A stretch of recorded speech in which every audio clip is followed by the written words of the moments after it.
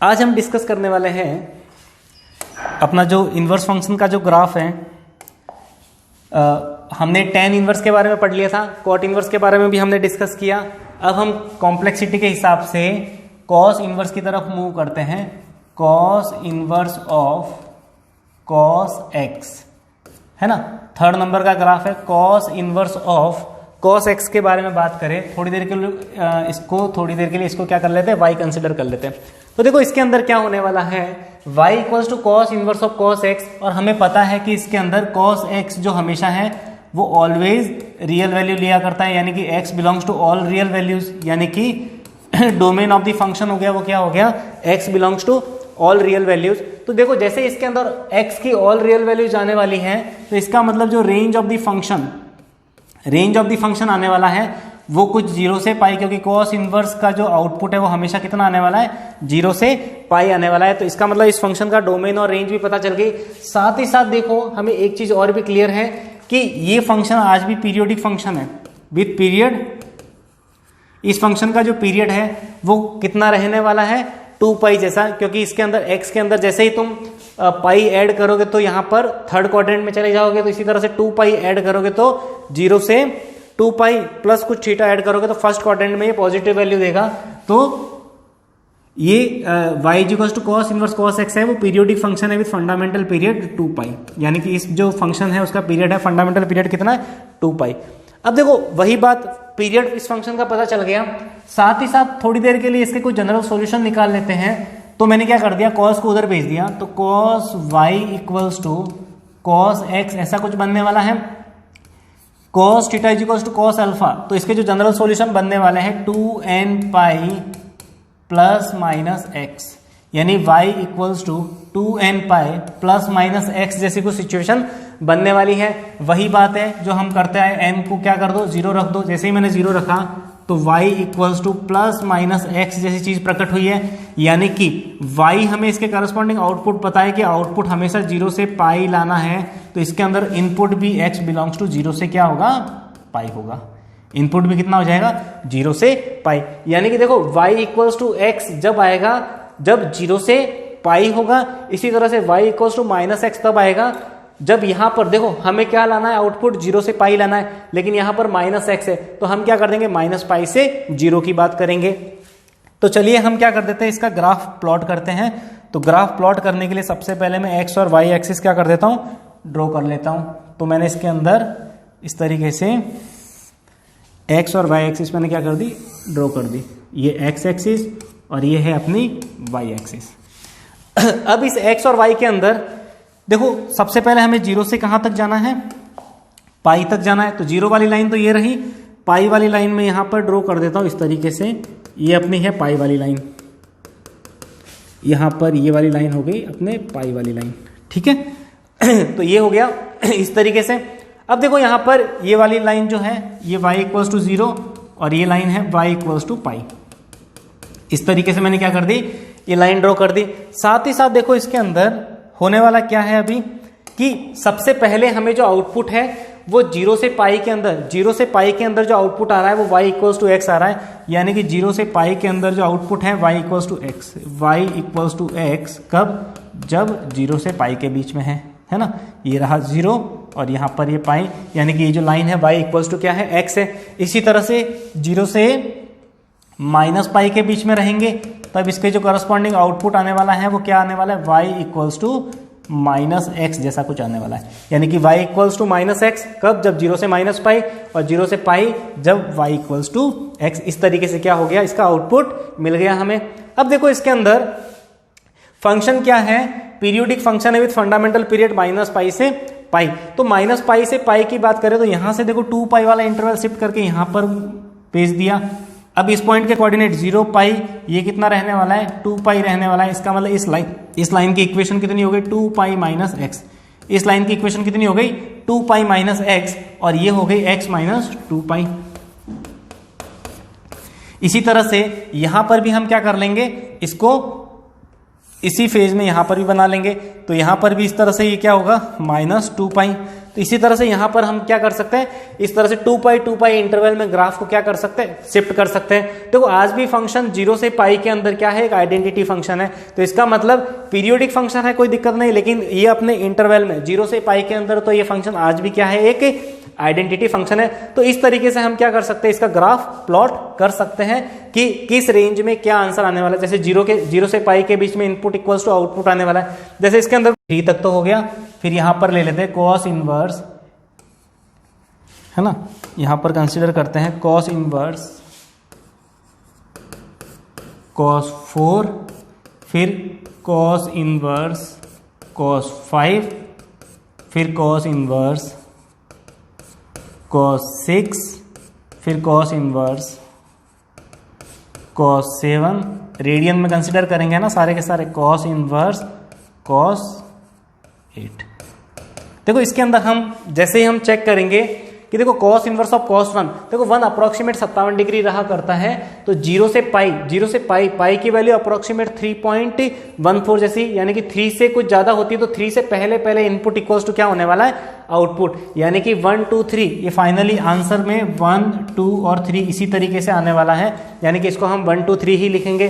फिर देखो 4 5 6, देखो यहां पर अप्रोक्सीमेट 2 इंटू 3.14 अगर हम बात करें तो ये 6 पॉइंट समथिंग जैसे कुछ वैल्यू जाने वाली है, यानी कि 3 पॉइंट समथिंग, यानी 4 से लगा करके 6 तक, 4 से लगा करके 6 तक जो हमारा आंसर आने वाला है वो 2 पाई माइनस एक्स करके देंगे, यानी कि यहां पर हो गया 2 पाई माइनस एक्स, यहां पर भी कितना हो गया 2 पाई माइनस एक्स, और यहां पर भी कितना हो गया 2 पाई माइनस एक्स। और एक्स वाली जो वैल्यू है वो कितनी है, हमें पता है एक्स वाली जो वैल्यू है यहाँ पर 1, जो इनपुट वाली जो वैल्यू है वो सारी की सारी कितनी होगी 4 5 और यहाँ पे 6।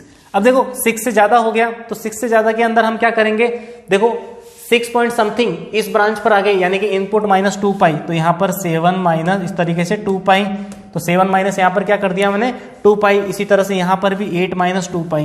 देखो 8 माइनस 2 पाई, ये चेक करना कि कॉस इनवर्स एक्स के लिए हमें तो पता है हमें आउटपुट 0 से पाई के बीच में लाना है, 0 से पाई यानी कि 3 से 3.14 समथिंग ऐसा कुछ, यानी कि 0 से 3.14 तक हमारा आंसर आना चाहिए। तो 8 में से इसी तरह से 2 इंटू 3 पॉइंट समथिंग में वैल्यू माइनस कर दो, तो 2 इंटू 3 पॉइंट समथिंग यानी कि 6 पॉइंट समथिंग आ जाएगा, तो 6 में से 8 है ना, 8 माइनस 6 करोगे तो 2 पॉइंट समथिंग, तो इसी रेंज में वैल्यू आके गिरेगी।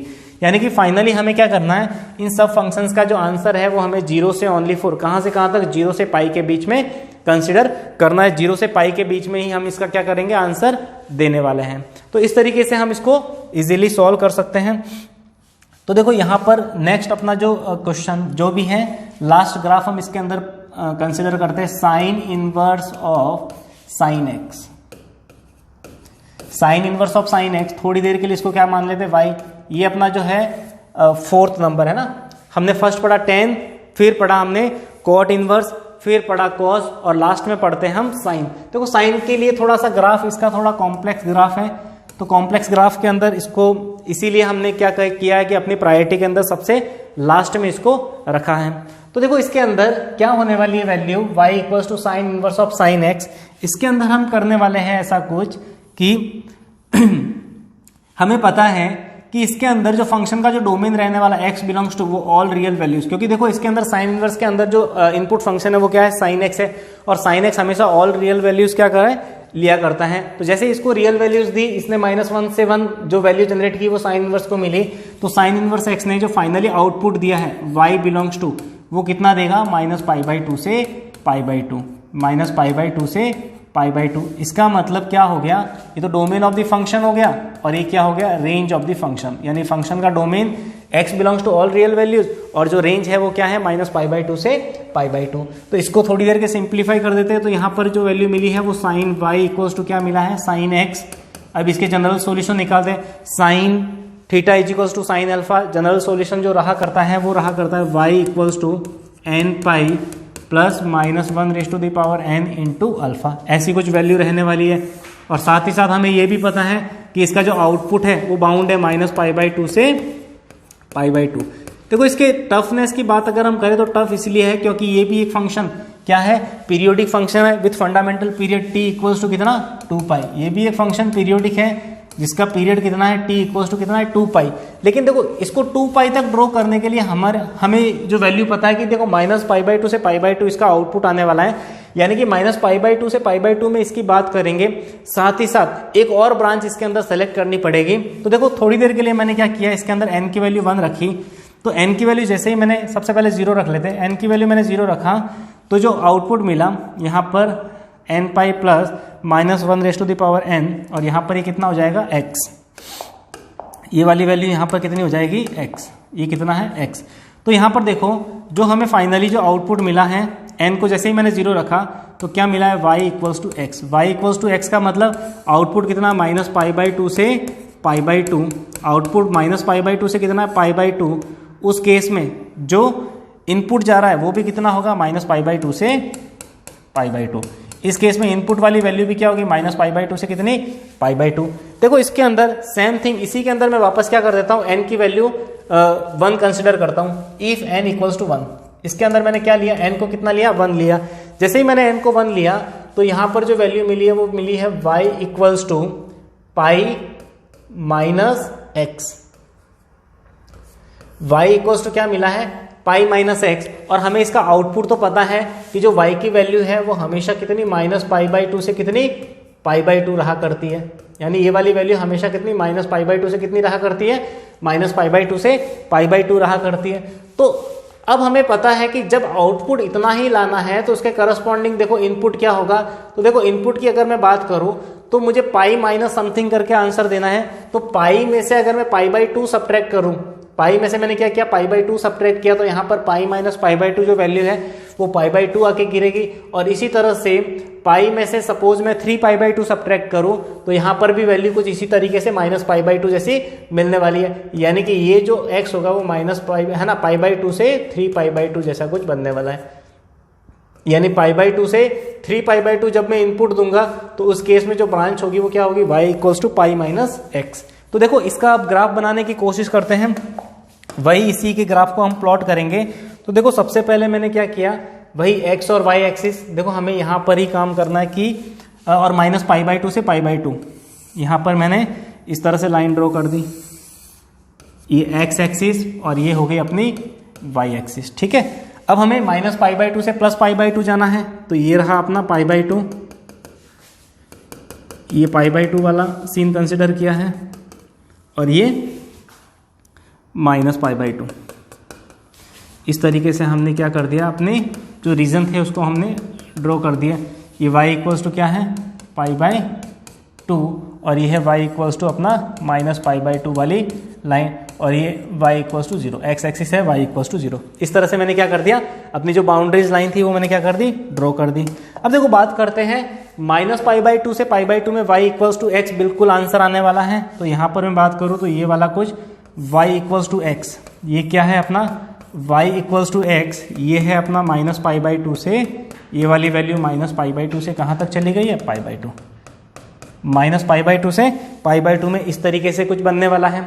अब सेम थिंग यहाँ पर अगर मैं बात करूँ तो देखो यहाँ पर π/2 से हमने बात की थी, कहाँ से, π/2 से 3π/2 में, π/2 से 3π/2 में पाई माइनस एक्स जैसी कुछ ब्रांच बनने वाली है।